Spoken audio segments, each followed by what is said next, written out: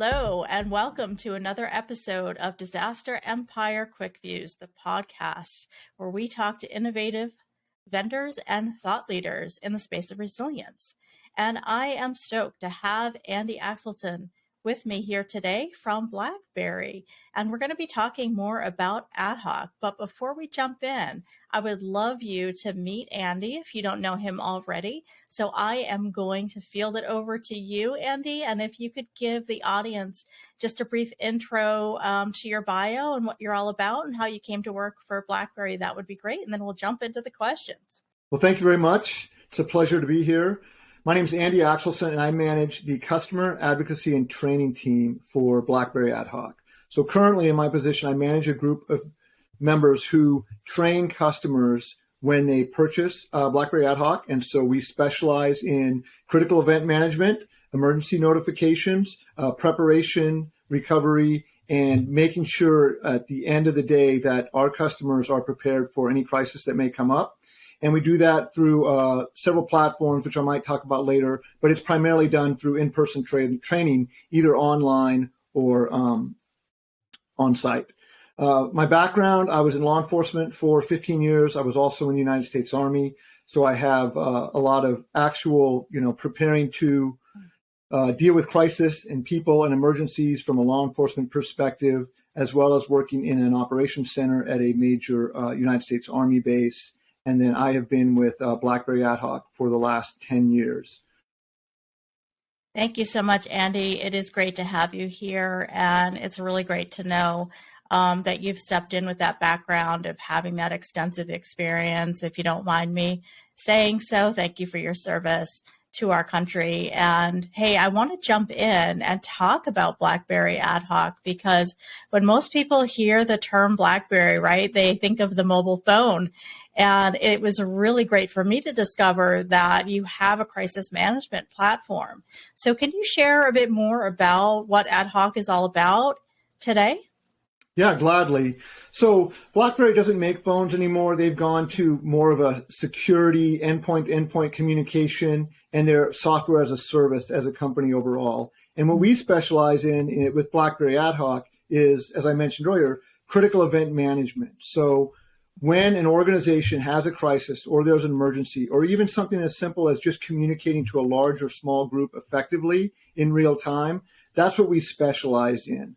So we look at how does an organization get information to as many people as possible or specific important groups during a time of crisis so that they can effectively get the word out, get instructions out, communicate, and then start that process to recovery. So as we all know, with critical event management, time is of the essence, right? And so the easier we can get the message out initially, that starts the entire process. Communication is key. And that's what we strive for through BlackBerry Ad Hoc. And then we have a lot of features that play into critical event management and support our customers in how they communicate and how they flow through the emergency notification process all the way back to the endpoints where you're looking at recovery and continuing business operations.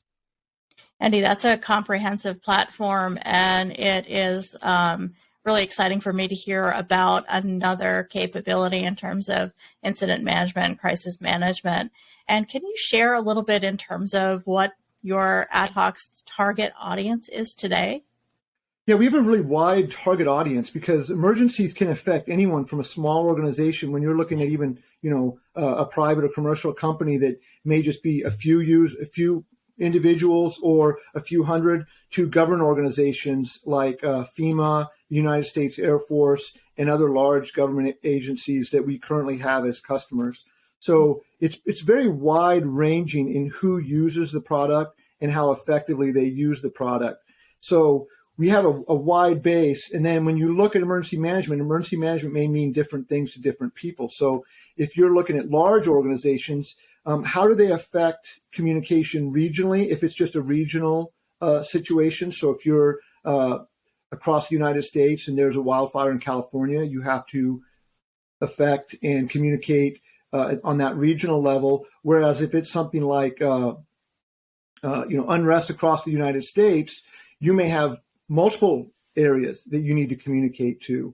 So anything from natural disasters, wildfires, hurricanes, tornadoes, to smaller events, which may even be just a protest that's outside of a city or something that affects a school where you may have an illness and you want people to know, hey, we have a measles outbreak, and we want parents to know that the measles have been found in the school, and what information you want to share with them, how to protect their children and stuff like that.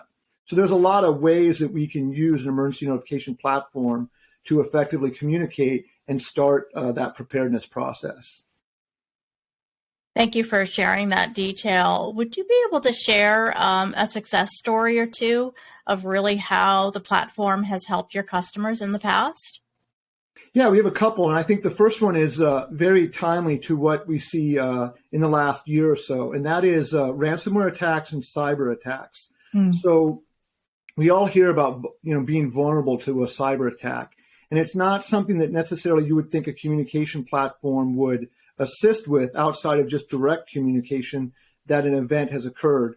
But we've seen incident where a hospital was under a ransomware attack and their internal communications went down. And for a hospital, this is very vast because their network pretty much connects everything. I mean, doctors' laptops, pagers, cell phones that are used for recalls and things like that. All of that went down. And so because this hospital had BlackBerry AtHoc as an emergency communication tool, what we were able to do is we were able to work with them and use the outside means of communication. So rather than maybe using a work phone, we could integrate with home email or personal email, home phone numbers, home SMS, and their continuing operations as far as communication left their internal platforms and went to an external platform until they could deal with that ransomware event and get things back online. Another one would be the use of geolocation and mapping. So we have a Metropolitan Police Department in the UK, and they have special units that patrol and have special criteria, and they're a little bit set apart from some of the normal day-to-day police officers. And so when they enter certain areas, they want them to get real-time information based on what's occurring in that area, but they don't want to communicate to everybody all the time because not everyone is in that area, and different things may be happening during the course of the day, and some officers may not enter those zones and other officers may, but you don't know when they're going to enter those zones. So what we do with the mapping is we use a geolocation so that when the officers enter a specific zone, they know to check in. And when they check in, any updates about that specific zone is then relayed to them so they have that latest update. If there's nothing going on, they can get a check-in and they may not get any information. But if something has occurred, they then get that information, and that's real-time, up-to-date information based on where they are physically located, rather than just putting things out on the radio that would say, hey, if you're in this area later today, look for this. They can save that traffic and use it through communication by getting a PDF file or some kind of attachment to them so they know about that at the actual time they enter those zones. That's an amazing capability, and sounds like, it's setting AtHoc apart from some of the competitors out there in terms of that real-time support. So I really like that you shared that example. Hey, next I want to ask you a question that I ask all of my guests, and that is, how do you define resilience? Well, so what I see with resilience is it's being prepared to overcome any situation and continue to operate on a normal or as close to normal basis as you can. So that resilience comes in when something bad happens to you or your organization, and you're able to communicate effectively, keep everyone informed, let them know what their tasks are to keep things going. And as much as possible, keep your normal operating going through that problem, and then get out to the other side so you can recover and return to normal operations. So that's what it would mean to me. Okay. So, hey, following up on what you were just sharing, I'd like to do a bit more of a deeper dive. And you were sharing about the support that you provide to the Metropolitan Police Group in the UK. And so, when I think about the importance of a crisis management platform, it's really providing that timely, effective information, to customers. And so can you provide a little bit of insight for the audience, especially those who may not be familiar with the product? How does AtHoc really stand out from the rest? What makes you different or better than, competitors out there? Well, I think one is ease of use. So when you have an emergency and things are stressful, one of the primary functions you want is ease of use. You don't want to overthink it. You don't want to have to come up with solutions. You want to have the solutions there. So by creating a platform that is easy to use when you communicate and can be pre-formatted, so everything can be set up ahead of time. So if you know that you're in an area where there might be earthquakes, or there might be wildfires, or there might be smoke, or there could be a tornado, or civil unrest, all those things you can look at from a preparation standpoint and say, okay, I know that these are possibilities that may happen in my organization. So I'm going to set my templates up so that when this happens, we only have to share a little bit of real-time information because everything else is there. We can notify the right people, and then we have the follow-up steps as well. So if we have an incident where we need to account for people, we have an accountability feature. That feature can be pre-formatted. You can move right from your initial communication about the crisis or the emergency right into accountability. And then from accountability, if you need real-time information for smaller teams, we have ability to do that through Collaborate and some of our mobile app field reports where people who may be on the scene can send information back. So all of these things can be set up so you have a flow from the start of the crisis to how are you going to react to it, how are you going to keep people informed, even your small groups or your leadership teams, and then flow through to when the crisis starts to ebb. Now you're back in recovery. Hey, what's still working? What's not still working? What do we need to focus on? And then through the end to your business continuity. And so all of that is done with the features we offer, and I'll just kind of list them. But we have Alert, which would be primarily for notification in your initial emergency notification and communication, accountability for personnel and equipment, Collaborate for real-time chat with small groups. You also have field reports, so reports from people who are out maybe at the incident can report back, and then continuing through by using those mechanisms you can get to the end and go into your recovery. Thank you. It's great to have that better understanding of how the platform works and how it can best support its customers when they're facing a crisis. And I really wanted to talk to you a little bit more about preparedness as well, because I know we're both very passionate about that. We chatted offline in another discussion about that. And I know it's near and dear to your heart as it is for mine, and really being proactive. Can you share a little bit more about that and any thoughts you might have on how AtHoc can help customers in that space as well? Yeah, so I'll use the same adage we talked about earlier, and that's the Abraham Lincoln adage where, if he's given 6 hours to cut down a tree, he'll spend 4 sharpening the axe. And I think that's very relevant to preparedness and emergency notification and responding or being ready for the emergency, because you never know when it's going to happen. So from what I do, in the training perspective is, you buy a tool, but you have to be ready to use the tool. So just buying the tool isn't always going to solve the problem. Right. So where the preparedness comes in is if you have an organization and you want to be able to communicate clearly, decisively, take actions, follow through your plans and your procedures as much as possible, the two primary things are you have to set it up. You have to get the tool, and then you have to take the time at the front end, and that's the sharpening of the axe, where now I have this tool, I got to sharpen that axe. And that might seem like a lot of work, but the dividends are when the axe is sharp, you can cut the tree down. Because if you don't have a sharp axe, you're going to be hitting a tree a lot of times without much impact, and we don't want that to happen. We want that axe to be sharp. So we want that system set up to the customer specifications for the things that they think might happen, or the ways they might want to effectively communicate, so that they are ready, because we don't know when it's going to happen. You never know. I mean, it could be tomorrow. You're like, well, we'll put this off till next week because I'm busy this week.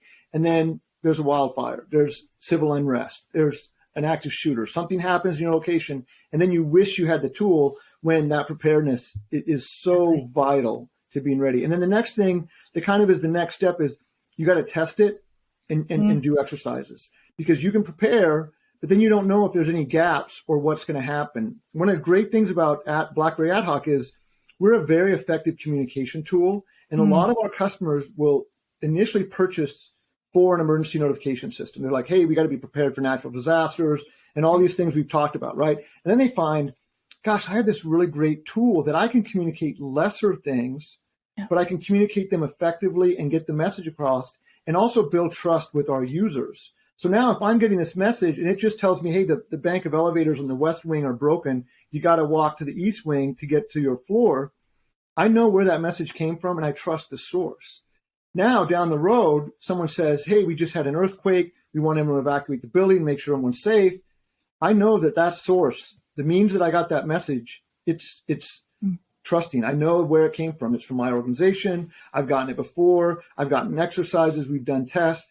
This builds trust. So now I know to take the action that should. I'm not questioning whether or not, gosh, I don't know what this is. I got a weather notice, but I don't recognize this. Do I listen to it or do I not listen to? And so, planning, following through, exercising, getting that trust built in your organization so they know what to do when the time happens. It's really, really vital to how people react during a real world event. Yeah, exactly. And I think you and I have talked about, your specialty is in the training, area and how vital that is to your customers, and you're providing that great support. So thank you for that as well. And hey, just my last question for you tonight really is, as you're thinking about Ad Hoc, where are you guys planning and where are you headed for the future? What's next? Yeah, we have some great features that have come out recently and more on the way. We're looking at external events and mapping and trying to pull information in that might be real time through map layers or through things that are happening that, social media has kind of driven, and maybe tap into that and pulling that in. So emergency managers and things like that get that information. They get it through our platform so they can quickly turn it and then get it back out to their users, the people in those organizations. And then the other thing that's really nice is we've gone to something called SMS opt-in, and a lot of organizations have a hard time with visitors. So if I'm a manufacturing plant and I have truck drivers that come in and out, or I have people that visit, I can't really sign them up easily for my notification system, and then at the end of the day, get them out of the notification. So what we can do with text is, if someone comes on into a visitor center where they have to sign in, during that sign-in process, you can use a QR code or just a short SMS code, have them register as a visitor while they're there, or through the next 12 or 8, 16, 24 hours. You can keep them in your system. They would get alerts that needed to go to a wide audience. And then at the end of the day, you can quickly identify who those visitors are, purge them out of the system, and they're out. Now, if someone comes, repetitively 2 or 3 days in a row, well, if they're going through that registration process, they just continue to register each day. Takes a few seconds. And then at the end of the day, if they want to unregister themselves, they have that option, or we can just purge them at the end of the day. So visitors has always been kind of a tough challenge for organizations. How do I get someone in? But I don't want to send you an alert because you visited BlackBerry Ad Hoc 3 months from now and you're still in the system. Right. And, if you're there for 3 days, I want to cover you for the 3 days you're there, and then I want to be able to get you out. So that SMS option allows us to, use text as a technology and a way of communicating a message to a group that, is a little bit different and not kind of in the normal operating business of most emergency notification systems, and trying to get that information, that critical information out. Excellent. Well, I want to thank you for coming on the channel. I'll make sure to link all the information below. But how can people get in touch with you if they want to find out more about BlackBerry Ad Hoc or connect with you? Yeah, so BlackBerry Ad Hoc, if you just go to blackberry.com, look at CEM, Critical Event Management, all of our features and tools are there, so you would see that. And then for me, as far as personally, you'd still wouldn't want to contact me. I'm there for training support after you've purchased. So you would look at like how to contact BlackBerry, how to get a demo of our critical event management tool, and then our salespeople would take you through the process, and hopefully you'll see my face or one of my team members' faces as we train you in the future. Excellent. Hey, Andy, is there anything else that you want to share that we didn't get a chance to talk about so far tonight? I just think if we go back to the preparedness issue, I think that's the number one area from a training perspective where we either see success or less than optimal success. And that is that when you buy a tool like this, there's no magic wand. There's no way to make it work without putting in the work and putting in that sharpening the axe mentality. And it's vital because when it's prepared and you've tested it and it's done, it's ready. It's going to be ready for you. It's going to do what you want. When you haven't put the work in, it may be less than optimal, and you may have some stumbling blocks along the way. So I think that's a critical point. And I think most emergency managers, I think most people I've talked to in the industry, it's always about, the preparation and then the testing and the exercises, because that's what builds the backbone to success. And without those things and that kind of continual process, you can't do it once. You got to go back and say, hey, are there new people that are in my organization? Do I have all their information? Have I done a test or an exercise in the last 6 months? Let's do one and find, where are the areas of weakness and where are the areas of success so we can move on. I think that's vital to definitely how we interact with customers and how we get them to be successful, but I think in emergency management as a whole. I absolutely agree. And hey, as we close out tonight, do you want to share a fun fact with the audience that Sure. folks may not know about you? Yeah, fun fact, I love to hike. I love the outdoors. So I think one of my favorite hikes ever is the Grand Canyon. So I've done the rim to rim. I've done the rim to rim to rim. Wow. If you ever are into, it's a little extreme, but it's one of the best hikes I've ever done, and that's Zion the Narrows through the riverbed there that cuts the channel in to Zion is absolutely an incredible thing, and probably one of my all-time highs from a hiking perspective is getting to do that. All right, I'm going to have to chat with you another time and talk more in detail about that. But hey, in the meantime, just want to thank you so much for coming on and really sharing more about AtHoc. It's really great to learn more about the product and everything that it can offer. So thank you so much. And hey, would love to have, you or another team member back on to do a deeper dive in the future. So thank you so much, Andy. Really appreciate you being here. Yeah, thank you very much. It's a great opportunity. Thanks for all you do, and love to do it again sometime. Absolutely, and thank you to the audience for joining us. Really appreciate it. Have a great night, everybody. Bye.